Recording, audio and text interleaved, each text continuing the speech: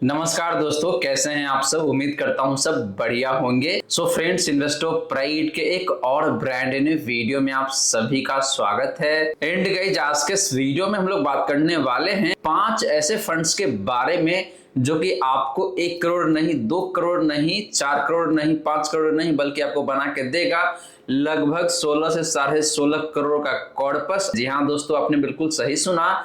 ये पांचों फंड्स ऐसे हैं जिसने हिस्टोरिकली तो बहुत शानदार तरीके से पैसे बना के दिया हुआ है एंड आने वाले टाइम में भी आपको बेहद ही शानदार तरीके से पैसे बना के दे सकता है। और गाइज, एक बात मैं आपको अभी ही क्लैरिफाई करके बता दूं कि ये जो पांचों म्यूचुअल फंड्स है, या फिर कह लीजिए ये जो म्यूचुअल फंड पोर्टफोलियो है, ये काफी हाई रिस्की होने वाला है। तो अगर आप एक ऐसे इन्वेस्टर है जिनका रिस्क प्रोफाइल मॉडरेट है या फिर लोअर साइड में आता है, तो आपको इस पोर्टफोलियो में या फिर कह लीजिए इन पांचों फंड्स में बिल्कुल भी इन्वेस्ट नहीं करना चाहिए। ये पांचों म्यूचुअल फंड्स का पोर्टफोलियो सिर्फ हाई रिस्क इन्वेस्टर के लिए ही होने वाला है। वहीं फ्रेंड्स, अगर आप एक म्यूचुअल फंड इन्वेस्टर है, आपके मन में कोई डाउट है या फिर कोई क्वेश्चन है म्यूचुअल फंड्स को लेके, देन आप अपना क्वेश्चन कॉमेंट में पूछ सकते हैं। एंड फ्रेंड्स, अगर आप चाहते हैं कि भाई मैं आपका म्यूचुअल फंड पोर्टफोलियो को रिव्यू करूं, देन आप अपना म्यूचुअल फंड पोर्टफोलियो भी कमेंट सेक्शन में ही मेंशन कर सकते हैं। और गाइस, आईटीआर फाइलिंग का जो सीजन है बहुत जल्द स्टार्ट होने वाला है। उम्मीद है कि जून के पहली तारीख से आईटीआर फाइलिंग स्टार्ट हो जाएगा। तो अगर आप एक सैलरीड एम्प्लॉई है या फिर करते हैं बिजनेस, या फिर आपका इनकम आता है स्टॉक मार्केट से, वो चाहे बात करें ट्रेडिंग के माध्यम से या फिर इन्वेस्टमेंट के माध्यम से, तो आप सभी को अपना आईटीआर फाइल करना पड़ेगा। और हम लोग आपका आईटीआर काफी किफायती रेट पे फाइल करके दे रहे हैं। और फ्रेंड्स, अगर आपका इनकम सिर्फ सैलरी से आता है, इन दैट केस हम लोग आपका जो आईटीआर है उसको सिर्फ 999 में फाइल करके देने वाले हैं, यानी कि 999 रुपए में आपका आईटीआर हम लोग फाइल करके देंगे। और गाइस, कभी भी नोटिस आता है या फिर कुछ भी आता है इनकम टैक्स डिपार्टमेंट से, तो उसको भी हम लोग आपको कैटर करके देने वाले हैं। और फ्रेंड्स, ये जो ऑफर है ये पहले 100 सब्सक्राइबर के लिए ही होने वाला है।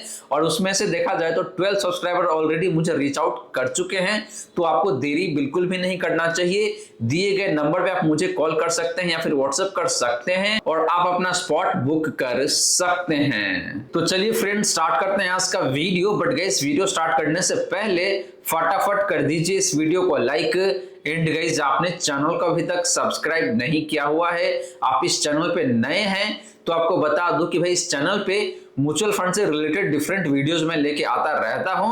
तो चैनल को सब्सक्राइब कर लीजिए एंड नोटिफिकेशन बेल पे ऑन करके ऑल पे क्लिक कर लीजिएगा, ताकि जब भी इस चैनल पे वीडियो लेके आऊंगा सारे ही वीडियो का नोटिफिकेशन आपको मिलता रहेगा। तो फ्रेंड्स, जैसे मैंने आपको बताया कि भाई आज के इस वीडियो में हम लोग बात करने वाले हैं 5 ऐसे फंड्स के बारे में जो कि काफी हाई रिस्क की फंड्स है। तो चलिए पहले बात करते हैं स्मॉल कैप कैटेगरी के म्यूचुअल फंड्स के बारे में। स्मॉल कैप फंड्स का तो हम लोग बात करेंगे क्वांट स्मॉल कैप का, बंधन स्मॉल कैप का एंड निपुण स्मॉल कैप फंड का। एंड इन तीनों फंड्स को कंपेयर करेंगे इसके बेंचमार्क इंडेक्स से। तो बात करते हैं रिटर्न का, तो लास्ट 1 ईयर में क्वांट स्मॉल कैप फंड का जो रिटर्न है वो है यहाँ पे आपका 1.38% का। बंधन स्मॉल कैप फंड ने लास्ट 1 ईयर में काफी अच्छा रिटर्न दिया है और वो है यहाँ पे आपका 19.21% का। निपुण स्मॉल कैप फंड की बात करें तो इसका जो रिटर्न है लास्ट 1 ईयर का वो है यहाँ पे आपका 5.95% का, रफली 6% का रिटर्न है। एंड बेंचमार्क ने लास्ट 1 ईयर में लगभग 5.5% के आसपास का रिटर्न बना के दिया हुआ है।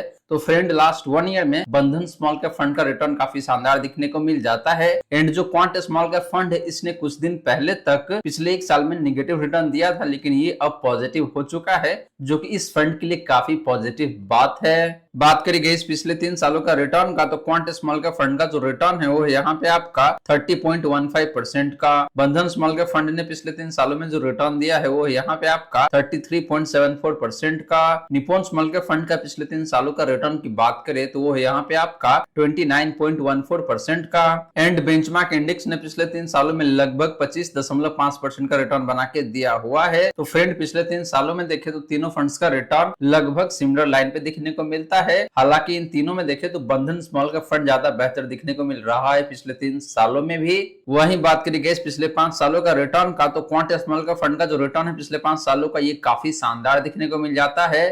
और ये है यहाँ पे आपका 50.66% का। बंधन स्मॉल कैप फंड का पिछले 5 सालों का रिटर्न की बात करें तो वो यहाँ पे आपका 39.47% का। निप्पॉन स्मॉल कैप फंड ने पिछले 3 सालों में मोर देन 40% का रिटर्न बना के दिया हुआ है और वो है यहाँ पे आपका 41.33% का। एंड बेंचमार्क इंडेक्स ने पिछले 5 सालों में जो रिटर्न दिया है वो यहाँ पे आपका 36.38% का। तो फ्रेंड्स पिछले 5 सालों में हालांकि तीनों फंड्स का रिटर्न काफी अच्छा देखने को मिल रहा है, लेकिन बात करें इन तीनों में से एक बेहतरीन फंड का तो क्वांट स्मॉल कैप फंड का रिटर्न पिछले 5 सालों में अनकंपैरेबल दिखने को मिल रहा है। लगभग 51% के आसपास का रिटर्न है। बात करेगा जिन तीनों ही फंड का रिस्क रेशियोज का तो पहले बात करते हैं सीनियर डिवीजन का। तो क्वांट स्मॉल कैप फंड का जो सीनियर डिवीजन है वो यहाँ पे आपका 18.87 का। बंधन स्मॉल कैप फंड का सीनियर डिवीजन की बात करें तो वो यहाँ पे आपका 18.31 का। निप्पॉन स्मॉल कैप फंड का सीनियर डिवीजन की बात करें तो वो यहाँ पे आपका 17.38 का। एंड कैटेगरी का सीनियर डिवीजन की बात करें तो वो यहाँ पे आपका 17.9 का। तो फ्रेंड्स स्टैंडर्ड डिवीजन के मामले में निप्पॉन स्मॉल कैप फंड यहाँ पे ज्यादा बेहतर दिखने को मिल रहा है। हालांकि डिफरेंस बहुत ज्यादा का नहीं है, लेकिन मार्जिनली ही सही, लेकिन लोअर साइड में जरूर है निप्पॉन स्मॉल कैप फंड का स्टैंडर्ड डिवीजन। इसका मतलब यही गाइस कि इस फंड का रिटर्न थोड़ा सा कम वोलेटाइल रहता है, बाकी दोनों फंड से या फिर कैटेगरी से भी कम वोलेटाइल रहता है। बात करें गाइस साप रेशियो का तो क्वांट स्मॉल कैप फंड का जो साप रेशियो है वो यहाँ पे आपका 0.85 का। बंधन स्मॉल कैप फंड का साप रेशियो की बात करें तो वो यहाँ पे आपका 1.09 का। निप्पॉन स्मॉल कैप फंड का साप रेशियो की बात करें तो वो यहाँ पे आपका 0.89 का। एंड कैटेगरी का साप रेशियो की बात करें तो वो यहाँ पे आपका 0.71 का। तो फ्रेंड्स साप रेशियो के मामले में हालांकि यहाँ पे देखे तो तीनों फंड का साप रेशियो कैटेगरी से बेहतर है, लेकिन जो बंधन स्मॉल कैप फंड है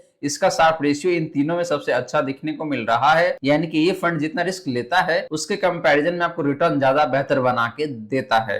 लास्टली बात करी गई अल्फा का तो क्वांट स्मॉल कैप फंड का जो अल्फा है वो यहाँ पे आपका लगभग 0.5% के आसपास में। बंधन स्मॉल कैप फंड का अल्फा की बात करें तो वो यहाँ पे आपका लगभग 9% के आसपास में। निप्पॉन स्मॉल कैप फंड का अल्फा की बात करें तो वो यहाँ पे आपका लगभग 5% के आसपास में। एंड कैटेगरी का जो अल्फा है वो यहाँ पे आपका 1.9%, यानी कि लगभग 2% का अल्फा है कैटेगरी का भी। तो फ्रेंड्स अल्फा के मामले में देखें तो अगेन बंधन स्मॉल कैप फंड ज्यादा बेहतर देखने को मिलता है। एंड आपका जो क्वांट स्मॉल कैप फंड है या फिर निप्पॉन स्मॉल कैप फंड है, इन दोनों फंड का अल्फा लगभग सिमिलर लाइन पे ही दिखने को मिल जाता है। तो फ्रेंड्स ये रही बात आपका इन तीनों ही स्मॉल कैप फंड्स का रिस्क रेशियोज का एंड रिटर्न का। और गाइस दोनों ही मामले में देखें तो तीनों फंड्स काफी अच्छा है अपनी कैटेगरी के कंपैरिजन में या फिर बेंचमार्क इंडेक्स के कंपैरिजन में। तो गाइस यहाँ पे हम लोग ये डिसाइड नहीं करेंगे कि भाई कौन सा फंड आपको चूज करना है, क्योंकि हम लोगों को एक कैटेगरी से 2 फंड चूज करना है। आगे चल के आपको मिड कैप कैटेगरी से भी पता चलेगा कि भाई हम लोग 2 फंड चूज करने वाले हैं, लेकिन ये डिसीजन हम कब लेंगे जब हम बात करेंगे पोर्टफोलियो ओवरलैपिंग का। अब चलिए गाइस बात कर लेते हैं 3 ऐसे मिड कैप फंड्स के बारे में जिसने पास्ट में रिटर्न काफी बेहतरीन तरीके से बना के दिया हुआ है, और देखते हैं कि इन तीनों में से 2 कौन सा फंड है जो कि आपके लिए काफी शानदार हो सकता है और आप अपने पोर्टफोलियो में उन दोनों फंड्स को ऐड कर सकते हैं एक ही साथ। तो फ्रेंड्स बात करें मिड कैप फंड्स का तो हम लोग बात करेंगे एचडीएफसी मिड कैप फंड का, Motilal Oswal mid cap fund का, एंड बात करेंगे निप्पॉन इंडिया ग्रोथ फंड का। और इन तीनों फंड्स को कंपेयर करेंगे इसके बेंचमार्क इंडेक्स से। तो पहले बात करते हैं रिटर्न का। तो लास्ट 1 ईयर में एचडीएफसी मिड कैप फंड का जो रिटर्न है जो यहाँ पे आपका 14.1% का। Motilal Oswal mid cap fund का लास्ट 1 ईयर का रिटर्न की बात करें तो वो यहाँ पे आपका 21.02% का। बात करें गाइस निप्पॉन ग्रोथ फंड का लास्ट 1 ईयर का रिटर्न का तो वो यहाँ पे आपका 14.77% का। एंड बेंचमार्क ने पिछले 1 साल में जो रिटर्न दिया है वो यहाँ पे आपका 10.35% का। तो फ्रेंड्स लास्ट 1 ईयर में तीनों ही फंड्स का रिटर्न अपने बेंचमार्क से बेहतर है, और जो Motilal Oswal mid cap fund इसका रिटर्न इन तीनों में सबसे अच्छा दिखने को मिल जाता है। बात करें गाइस पिछले 3 सालों का रिटर्न का तो एचडीएफसी मिड कैप फंड का जो रिटर्न है वो यहाँ पे आपका 31.48% का। Motilal Oswal mid cap fund का पिछले 3 सालों का रिटर्न की बात करें तो यहाँ पे आपका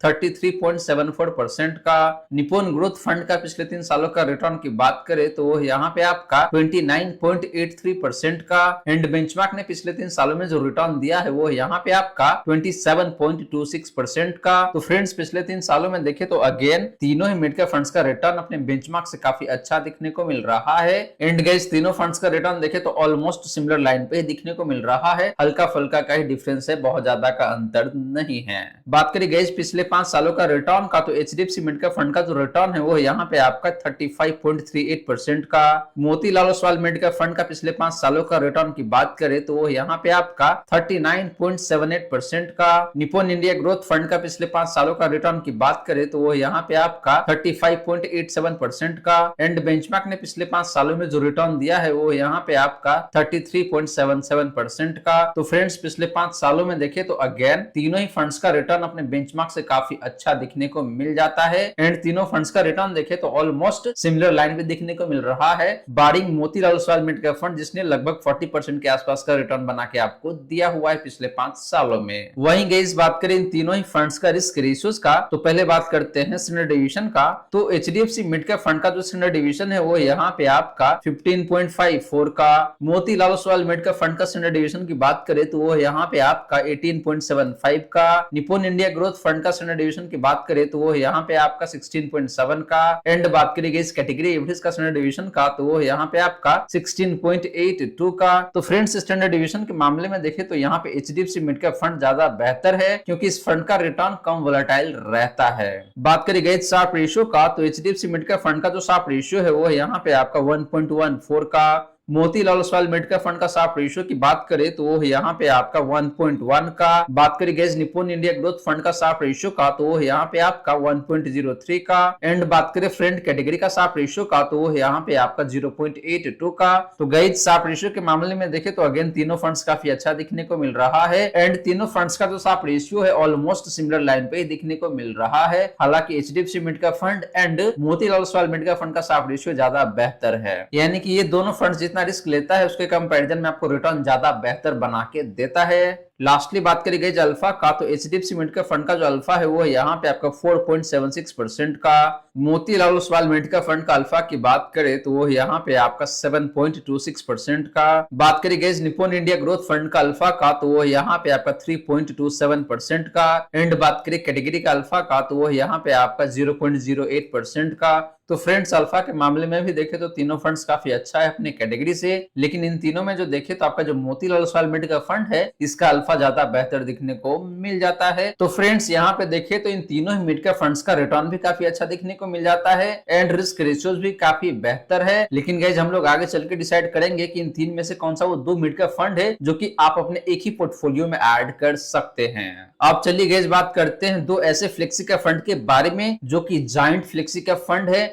एंड पास्ट में आपको बहुत बेहतरीन तरीके से पैसे बना के दिया हुआ है। तो फ्रेंड्स बात करें फ्लेक्सी का फंड का, तो हम लोग बात करेंगे पराग पारिक फ्लेक्सी का फंड का। एंड दूसरा फंड है आपका एचडीएफसी फ्लेक्सी का फंड, और इन दोनों फंड्स को भी कंपेयर करेंगे इसके बेंचमार्क इंडेक्स से। तो बात करते हैं रिटर्न का, तो लास्ट 1 ईयर में पराग पारिक फ्लेक्सी का फंड का जो रिटर्न है वो यहाँ पे आपका 15.83% का। एचडीएफसी फ्लेक्सी का फंड का लास्ट 1 ईयर का रिटर्न की बात करें तो वो यहाँ पे आपका 19.29% का। एंड बेंचमार्क ने इसी टाइम फ्रेम में आपको जो रिटर्न दिया है वो यहाँ पे आपका 7.32% का। तो गाइस लास्ट 1 ईयर में देखें तो हालांकि दोनों फंड्स का रिटर्न अपने बेंचमार्क से बेहतर है, लेकिन जो एचडीएफसी फ्लेक्सी का फंड है ये फंड ज्यादा ही बेहतर रिटर्न बना के आपको दिया हुआ है लास्ट 1 ईयर में। बात करें गाइस पिछले 3 सालों का, तो पराग पारिक फ्लेक्सी का फंड का जो रिटर्न है पिछले 3 सालों का वो यहाँ पे आपका 23.97% का, लगभग 24% का रिटर्न है। एचडीएफसी फ्लेक्सी का फंड ने आपको पिछले 3 सालों में लगभग 28.5% के आसपास का रिटर्न बना के दिया हुआ है। एंड बात करें बेंचमार्क का, तो इसका जो रिटर्न है पिछले 3 सालों का वो लगभग 18% के आसपास में है। तो फ्रेंड्स पिछले 3 सालों में भी देखें तो दोनों ही फ्लेक्सी का फंड्स का रिटर्न अपने बेंचमार्क से काफी अच्छा देखने को मिल जाता है। स्पेशली बात करें एचडीएफसी फ्लेक्सी का फंड का, तो ये फंड ज्यादा ही बेहतर परफॉर्म किया हुआ है पिछले 3 सालों में। बात करें इस पिछले 5 सालों का रिटर्न का, तो पराग पारिक फ्लेक्सी का फंड का जो रिटर्न है वो यहाँ पे आपका 29.31% का। एचडीएफसी फ्लेक्सी का फंड का पिछले 5 सालों का रिटर्न की बात करें तो वो यहाँ पे आपका 33.23% का। एंड बेंचमार्क का जो रिटर्न है पिछले 5 सालों का वो है यहाँ पे आपका 24.01% का। तो फ्रेंड्स पिछले 5 सालों में भी देखें तो दोनों ही फ्लेक्सी का फंड्स का रिटर्न अपने बेंचमार्क से बहुत अच्छा दिखने को मिल जाता है। एंड स्पेशली बात करें एचडीएफसी फ्लेक्सी का फंड का, तो ये फंड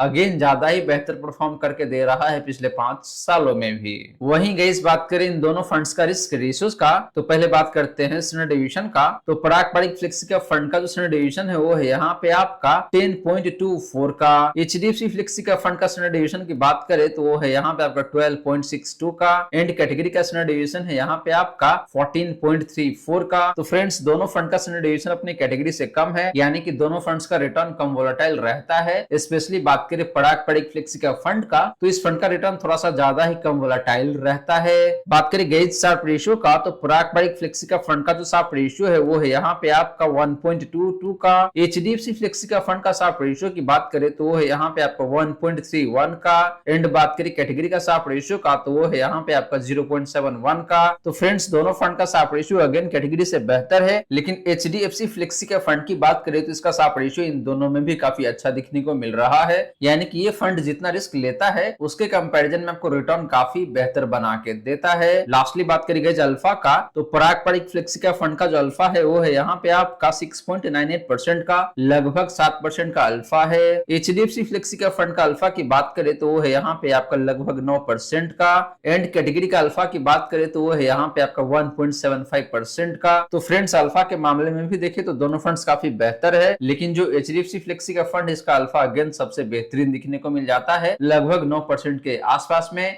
यानी कि इस फंड ने पिछले 3 सालों में अपने बेंचमार्क इंडेक्स को लगभग 9% से बीट किया हुआ है। तो गाइस ये रही बात आपका इन दोनों ही फ्लेक्सी का फंड्स का रिस्क रेशियोज का एंड रिटर्न का। एंड गाइस प्योरली डेटा के आधार पे देखें तो यहाँ पे एचडीएफसी फ्लेक्सी का फंड मुझे ज्यादा बेहतर दिखने को मिल रहा है। हालांकि पारंपरिक फ्लेक्सी का फंड का भी return across the time frame काफी अच्छा है एंड रिस्क रेशियोज भी काफी बेहतर दिखने को मिल रहा है, लेकिन कंपैरेटिव टर्म में देखते हैं तो यहाँ पे एचडीएफसी फ्लेक्सी का फंड के पास एज ज्यादा मिल जाता है।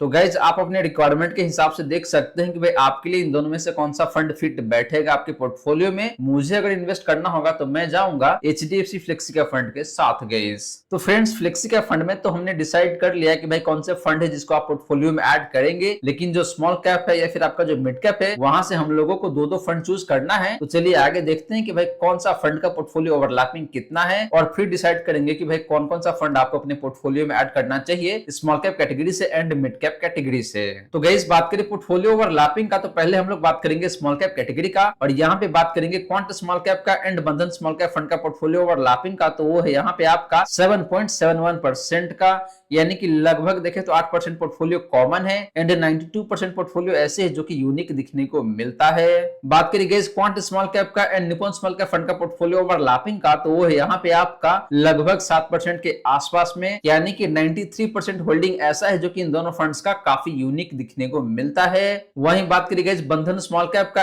And Nippon small cap fund का पोर्टफोलियो ओवरलैपिंग का, तो वो है यहाँ पे आपका 13.6% का, यानी कि लगभग 13.5% होल्डिंग ऐसा है जो कि कॉमन है एंड 85 से लेके 86% होल्डिंग ऐसा है जो कि यूनिक दिखने को मिलता है। तो फ्रेंड्स पोर्टफोलियो ओवरलैपिंग के हिसाब से देखते हैं तो यहाँ पे quant small cap fund and Nippon small cap fund मुझे काफी अच्छा दिखने को मिल रहा है, क्योंकि इन दोनों फंड्स के बीच में ओवरलैपिंग काफी कम है। तो आप इन दोनों फंड्स के साथ जा सकते हैं, या फिर आप क्वांट स्मॉल कैप एंड बंधन स्मॉल कैप फंड के साथ भी जा सकते हैं। इन दोनों फंड्स का भी ओवरलैपिंग बहुत ज्यादा नहीं है, लगभग 7 से 8% के बीच में ही है। तो आप या तो इस कॉम्बिनेशन को चूज कर सकते हैं या फिर आप इस कॉम्बिनेशन को चूज कर सकते हैं। ये वाला जो कॉम्बिनेशन है ये उतना अच्छा नहीं है, क्योंकि यहाँ पे ओवरलैपिंग ज्यादा दिखने को मिलता है। वहीं गाइस बात करें मिड कैप फंड्स का पोर्टफोलियो ओवरलैपिंग का, तो पहले बात करेंगे एचडीएफसी मिड कैप का and Motilal Oswal mid cap fund का ओवरलैपिंग का। तो इन दोनों फंड्स के बीच में जो ओवरलैपिंग है गाइस वो है यहाँ पे आपका 14.16% का। बात करें guys HDFC mid cap fund का एंड निप्पॉन ग्रोथ फंड का पोर्टफोलियो ओवरलैपिंग का, तो वो है यहाँ पे आपका 31.08% का, जो कि काफी हायर ओवरलैपिंग है। एंड लास्टली बात करें guys Motilal Oswal mid cap fund का एंड निप्पॉन ग्रोथ फंड का ओवरलैपिंग का, तो वो है यहाँ पे आपका 15.7% का।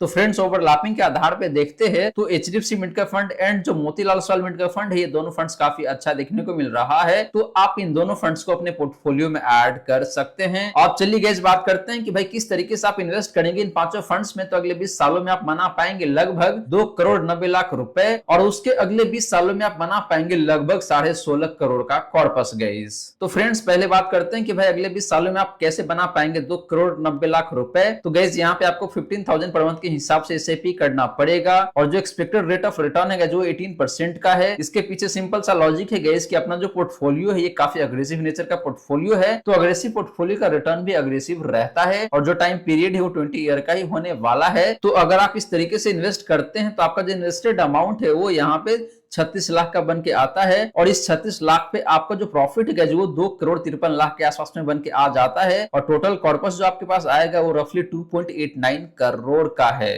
जी हाँ दोस्तों, अगर आप इन पांचों फंड्स में 15,000 पर मंथ के हिसाब से एसआईपी करते हैं अगले 20 सालों के लिए तो आप लगभग 2,90,00,000 रुपए बना पाएंगे। और आगे फिर बात करते हैं कि भाई आपको मंथली 1.5 लाख रुपए भी मिलेगा और इसके बावजूद भी आपको लगभग 16.5 लाख का कॉर्पस बन के आ सकता है अगले 20 सालों में। यानी कि गाइस मैं ये अज्यूम करके चल रहा हूं कि आपका हालिया एज 30 ईयर का है और आप अगले 20 सालों तक इन्वेस्ट करेंगे और उसके अगले 20 सालों में आपको हर महीने 1.5 लाख रुपए चाहिए होगा अपना मंथली एक्सपेंस मेंटेन करने के लिए।